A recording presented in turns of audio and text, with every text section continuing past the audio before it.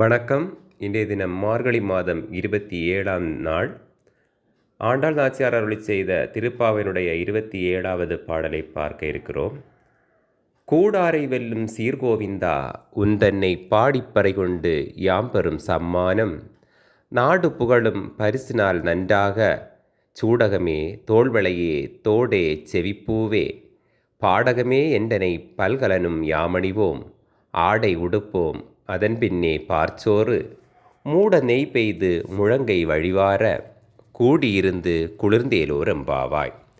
இந்த பாடலில் ஆண்டாள் நாச்சியார் நாங்கள் எவ்வாறாக இந்த விரதத்தை முடித்து கொள்வோம் என்று விளக்குகிறார்கள். அதாவது, கூடாரை வெல்லுகின்ற கோவிந்தா, எங்களுக்கு இவற்றையும் நீ அருள்வாயாக. கைக்கு சூடகம், காதுக்கு தோடும் செவிப்பூவும், காலுக்கு பாடகம், இவ்வாறான பலவிதமான அணிகலன்களையும் நல்ல ஆடைகளையும் நாங்கள் அணிந்து இனி மகிழ்வோம்.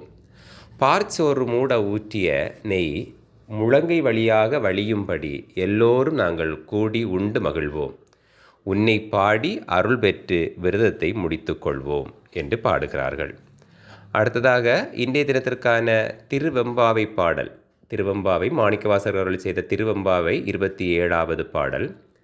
அது பழச்சுவையென அமுதென அறிதற்கு அரிதென எளிதென அமரரும் அறியார் இது அவன் திருவுரு இவன் அவன் எனவே எங்களை ஆண்டு கொண்டு இங்கெழுந்தருளும் மதுவளர் பொழில்திரு உத்தரகோசமங்கை உள்ளாய் திருப்பெருந்துறை மன்னா எது எமை பணிகொளும் ஆறது கோட்போம் எம்பெருமான் பள்ளி எழுந்தருளாயே என்று பாடுகின்றார். இப்பாடலினுடைய விளக்கமானது, பரம்பொருளானது பழச்சுவை போன்றது, அமுதமாக விளங்குவது, அறிவதற்கு அரியது, அடியவர்களுக்கு எளியது.